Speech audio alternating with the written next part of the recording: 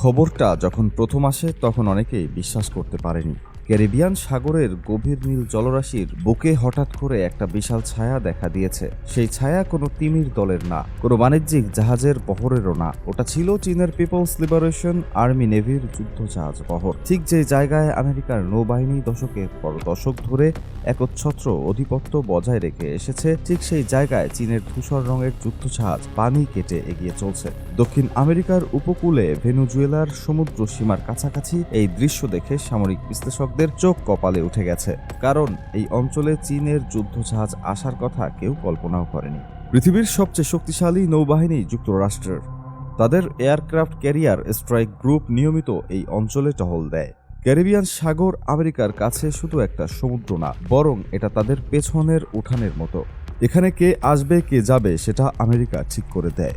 অন্তত এতদিন ধরে তাই চলে আসছিল, কিন্তু এখন সেই সমীকরণে একটা বড় ধরনের ফাটল দেখা দিয়েছে। চীন সেই জায়গায় এসে দাঁড়িয়েছে যেখানে আমেরিকা ভাবতেও পারেনি অন্য কোনো শক্তি পা রাখবে। আর এটাই পুরো বিষয়টাকে এতটা উত্তেজনাপূর্ণ করে তুলেছে। এই খবর শুনে প্রথমে মনে হতে পারে হয়তো চীন সাধারণ কোনো নৌমহড়া করছে বা ট্রেনিং মিশনে গেছে, কিন্তু বাস্তবতা সম্পূর্ণ ভিন্ন। চীন যখন তার ঘাঁটি থেকে হাজার হাজার মাইল দূরে ভেনেজুয়েলার সাগরে যুদ্ধজাহাজ পাঠায়, তখন সেটা কোনো সাধারণ ঘটনা হতে পারে না। এটা একটা হিসেব করে চালানো পদক্ষেপ। এর পেছনে আছে গভীর কূটনৈতিক হিসাব নিকাশ এবং একটা স্পষ্ট বার্তা। সেই বার্তাটা হলো চীন এখন আর শুধু দক্ষিণ চীন সাগরে বসে থাকা কোনো আঞ্চলিক শক্তি না, তারা এখন বিশ্বব্যাপী তাদের সামরিক উপস্থিতি ছড়িয়ে দিতে সক্ষম, এবং তারা সেটা করে দেখিয়ে দিচ্ছে। এই বহরের দিকে যখন ভালো করে তাকানো যায়, তখন পুরো ছবিটা আরো ভয়ঙ্কর হয়ে ওঠে। কারণ এই বহরে চীন তার সবচেয়ে ভয়ঙ্কর এবং আধুনিক যুদ্ধজাহাজগুলো পাঠিয়েছে। এগুলো কোনো পুরনো জং ধরা জাহাজ না, এগুলো হলো চীনের সাম্প্রতিক সময়ে তৈরি করা সবচেয়ে উন্নত প্রযুক্তির সামরিক মেশিন। এই বহরের সবচেয়ে ভয়ঙ্কর এবং চোখে পড়ার মতো জাহাজটি হলো টাইপ 055 ক্লাস ডিস্ট্রয়ার। এই জাহাজটিকে চীনা নৌবাহিনীর সমুদ্রের দানব বলা হয়। নামটা শুনতে সিনেমার মতো মনে হলেও এর পেছনের বাস্তবতা রীতিমতো শিহরণ জাগানো। টাইপ 055 এর সবচেয়ে বড় শক্তি হলো এর বিশাল ভার্টিক্যাল লঞ্চ সিস্টেম। এই লঞ্চ সিস্টেমে একসাথে 100-র বেশি মিসাইল সেল থাকে, যেখান থেকে একসাথে নানা ধরনের মিসাইল ছোড়া সম্ভব। আকাশে উড়ে আসা শত্রু বিমান ধ্বংস করার জন্য এয়ার ডিফেন্স মিসাইল আছে, সমুদ্রে ভাসমান শত্রু জাহাজ ডোবানোর জন্য অ্যান্টিশিপ মিসাইল আছে, মাটিতে থাকা টার্গেট উড়িয়ে দেওয়ার জন্য ল্যান্ড অ্যাটাক মিসাইল আছে, এমনকি সমুদ্রের গভীরে লুকিয়ে থাকা শত্রু সাবমেরিন ধরার জন্য অ্যান্টি সাবমেরিন মিসাইলও এই জাহাজে বসানো আছে। মানে এই একটি জাহাজ আকাশ, সমুদ্র এবং স্থল তিনটি দিকেই একসাথে আক্রমণ চালাতে সক্ষম। এমন বহুমুখী ক্ষমতা পৃথিবীতে খুব কম যুদ্ধজাহাজের কাছেই আছে। শুধু মিসাইলই না, টাইপ 055কে বিশ্বব্যাপী আলোচনার কেন্দ্রবিন্দুতে নিয়ে আসার আরেকটি কারণ হলো এর অত্যাধুনিক রাডার সিস্টেম।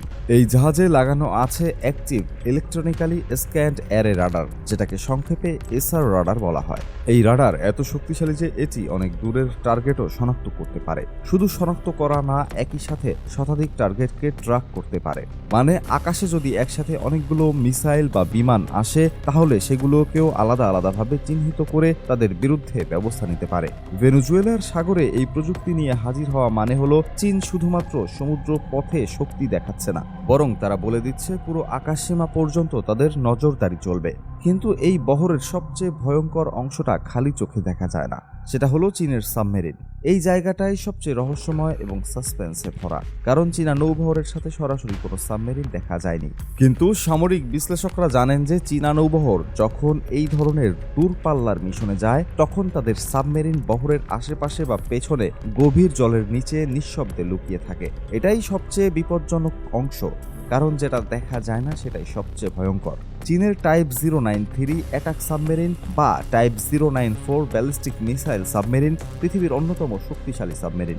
এগুলো নিউক্লিয়ার পাওয়ারে চলে, মানে জ্বালানি শেষ হওয়ার কোনো চিন্তা নেই। মাসের পর মাস সমুদ্রের নিচে ডুবে থাকতে পারে কোনো সারফেসে না এসেই। আর সবচেয়ে ভয়ঙ্কর তথ্যটি হলো টাইপ 094 সাবমেরিন পারমাণবিক ব্যালিস্টিক মিসাইল বহন করে। এর মানে হচ্ছে পৃথিবীর যে কোনো প্রান্ত থেকে চীন চাইলেই সমুদ্রের তলদেশ থেকে পারমাণবিক মিসাইল উৎক্ষেপণ করতে পারে। এই ক্ষমতাকে সামরিক ভাষায় বলা হয় সেকেন্ড স্ট্রাইক ক্যাপাবিলিটি।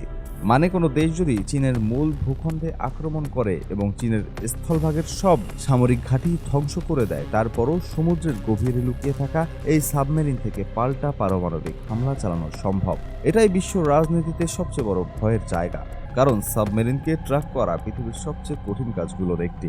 সমুদ্রের বিশাল জলরাশির নিচে একটি সাবমেরিন খুঁজে বের করা খড়ের গাদায় সুই খোঁজার চেয়েও কঠিন। এবার আসা যাক এই বহরের সবচেয়ে আলোচিত এবং চোখ ধাঁধানোর অংশের কথায়। সেটি হলো চীনের এয়ারক্রাফট ক্যারিয়ার। চীনের একদম নতুন ফুজিয়ান ক্যারিয়ার নিয়ে এই মুহূর্তে পুরো বিশ্বের সামরিক মহল উত্তেজনায় টগবগ করছে, কারণ এই ক্যারিয়ারটি চীনের এখন পর্যন্ত তৈরি করা সবচেয়ে আধুনিক এবং প্রযুক্তিগতভাবে সবচেয়ে এগিয়ে থাকা যুদ্ধ জাহাজ। এর ওজন আনুমানিক 70,000 টনের কাছাকাছি। মার্কিন যুক্তরাষ্ট্রের নিমজ্জ বা ফোর্ড ক্লাস ক্যারিয়ারের তুলনায় আকারে কিছুটা ছোট ঠিকই, কিন্তু এর ক্ষমতাকে কোনোভাবেই হালকা করে দেখার সুযোগ নেই। এই একটি মাত্র জাহাজ বানাতে চীনের খরচ হয়েছে আনুমানিক $16 বিলিয়ন। বাংলাদেশি টাকায় হিসেব করলে সংখ্যাটা এত বড় যে মাথা ঘুরে যাবে। ফুজিয়ান ক্যারিয়ারের সর্বোচ্চ গতি ঘন্টায় প্রায় 51 কিলোমিটার। সমুদ্রের বুকে 70,000 টনের একটি ভাসমান দানব এই গতিতে ছুটে চলছে। ভাবতে পারেন দৃশ্যটা কেমন হতে পারে। এই ক্যারিয়ারে একসাথে 80 থেকে 100টি যুদ্ধ বিমান বহন করা যায়। এটাই সবচেয়ে বড় হুমকি, কারণ একটি এয়ারক্রাফট ক্যারিয়ার মানে হলো সমুদ্রের বুকে একটা ভাসমান এয়ারবেস, যেখান থেকে ফাইটার জেট উড়ে শত্রুর জাহাজ, বিমান, এমনকি স্থলভাগের টার্গেটেও হামলা চালাতে পারে। আমেরিকা এতদিন এই সুবিধাটা একচেটিয়াভাবে ভোগ করে আসছিল, কিন্তু এখন চীনও সেই খেলায় নেমে পড়েছে। এই ক্যারিয়ার থেকে যে যুদ্ধ বিমানগুলো ওড়ে তার মধ্যে সবচেয়ে গুরুত্বপূর্ণ হলো J-15 ফ্লাইং শার্ক। নামটাই বলে দিচ্ছে এটা কতটা ভয়ঙ্কর। এই যুদ্ধ বিমানটি মূলত চীনের এয়ারক্রাফট ক্যারিয়ারকে পাহারা দেওয়ার জন্য বিশেষভাবে ডিজাইন করা হয়েছে। J-15 এর সর্বোচ্চ গতি ঘন্টায় প্রায় 2400 কিলোমিটার, শব্দের গতির দ্বিগুণ। এই বিমান এত দ্রুত উড়তে পারে যে শত্রুর রাডারে ধরা পড়ার আগেই হামলা চালিয়ে ফিরে আসতে পারে। এর সর্বোচ্চ ফ্লাইট রেঞ্জ ফুয়েল সহ প্রায় 3000 কিলোমিটার, মানে ক্যারিয়ার থেকে উড়ে বিশাল সমুদ্র এলাকায় টহল দিতে পারে এবং দরকার হলে অনেক দূরে গিয়ে শত্রুকে আঘাত করে আবার ফিরে আসতে পারে। J-15 একসাথে 8 টন পর্যন্ত অস্ত্র বহন করতে সক্ষম। এর মধ্যে এয়ার টু এয়ার মিসাইল থাকে, যেটা দিয়ে আকাশে শত্রু বিমান ধ্বংস করা যায়। এয়ার টু সারফেস মিসাইল থাকে, যেটা দিয়ে মাটিতে বা সমুদ্রে থাকা টার্গেটে আঘাত করা যায়। এন্টিশিপ মিসাইল থাকে, যেটা বিশেষভাবে শত্রুর যুদ্ধজাহাজ ডোবানোর জন্য তৈরি। এমনকি গাইডেড বোমাও বহন করতে পারে, যেটা নির্দিষ্ট টার্গেটে নিখুঁতভাবে আঘাত হানে। এই বহরে আরেকটা গুরুত্বপূর্ণ উপাদান আছে যেটা নিয়ে কম আলোচনা হয়, কিন্তু এর ভূমিকা অত্যন্ত গুরুত্বপূর্ণ। সেটা হলো Z-18 হেলিকপ্টার।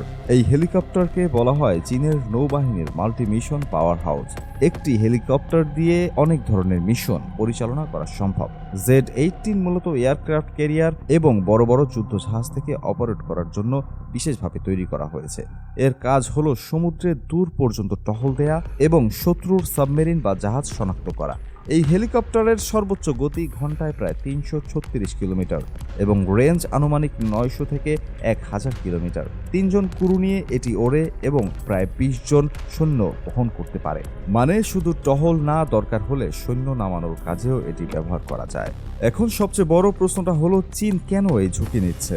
কেন তারা এত দূরে ভেনেজুয়েলার সাগরে তাদের সবচেয়ে দামি ও শক্তিশালী জাহাজগুলো পাঠাচ্ছে?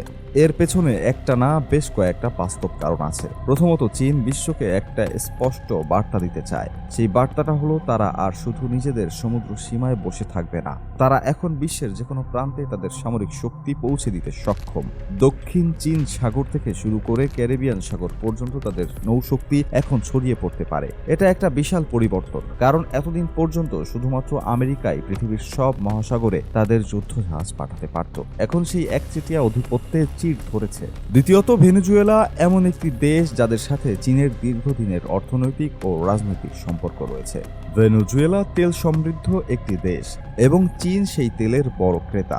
একই সাথে ভেনেজুয়েলার সরকারের সাথে আমেরিকার সম্পর্ক অত্যন্ত খারাপ। তাই চীনের এই সামরিক উপস্থিতি শুধু সামরিক না, এটা একটা কূটনৈতিক দাবাও বটে। চীন ভেনেজুয়েলাকে বুঝিয়ে দিচ্ছে যে তোমার পাশে আমরা আছি, আর আমেরিকাকে বুঝিয়ে দিচ্ছে যে তোমার বাড়ির পাশেও আমরা পৌঁছে যেতে পারি। তৃতীয়ত, এটা চীনের নৌবাহিনীর জন্য একটা বাস্তব পরীক্ষাও। কারণ কাগজে কলমে শক্তিশালী হওয়া আর বাস্তবে হাজার হাজার মাইল দূরে গিয়ে অপারেশন পরিচালনা করা সম্পূর্ণ আলাদা ব্যাপার। এত দূরে যুদ্ধ জাহাজ বহর পাঠানো মানে জ্বালানি সরবরাহ, খাদ্য সরবরাহ, যোগাযোগ ব্যবস্থা মেরামত সবকিছুই সমুদ্রেই সামলাতে হবে। এটা পারা মানে চীনের নৌবাহিনী সত্যিকার অর্থেই একটা ব্লু ওয়াটার নেভিতে পরিণত হয়েছে। মানে তারা শুধু নিজেদের উপকূলে না, বিশ্বের যে কোনো সমুদ্রে দীর্ঘ সময় ধরে অপারেশন চালাতে সক্ষম। পুরো ঘটনাটা যখন একসাথে দেখা যায় তখন বোঝা যায় যে এটা শুধু যুদ্ধ জাহাজের চলাফেরা না, এটা বিশ্ব রাজনীতির মানচিত্রে একটা বড় পরিবর্তনের সংকেত। চীন তার অর্থনৈতিক শক্তির পাশাপাশি এখন সামরিক শক্তিতেও বিশ্ব মঞ্চে জায়গা করে নিচ্ছে, আর সেটা তারা করছে আমেরিকার একদম নাকের ডগায়। ক্যারিবিয়ান সাগরে চীনের এই যুদ্ধজাহাজ বহর কোনো শব্দ করেনি, কোনো গুলি ছোড়েনি, কোনো হামলাও করেনি, কিন্তু তারপরও এর বার্তা সারা পৃথিবীতে পৌঁছে গেছে। এটাই হলো আধুনিক সামরিক কূটনীতি, যেখানে কোনো শব্দ লাগে না, শুধু উপস্থিতিটাই যথেষ্ট। আর চীন সেই উপস্থিতি দিয়ে পুরো পৃথিবীকে জানিয়ে দিচ্ছে যে নতুন একটা যুগ শুরু হয়েছে এবং এই যুগে সমুদ্রের বুকে শুধু একটি দেশের পতাকা উড়বে না।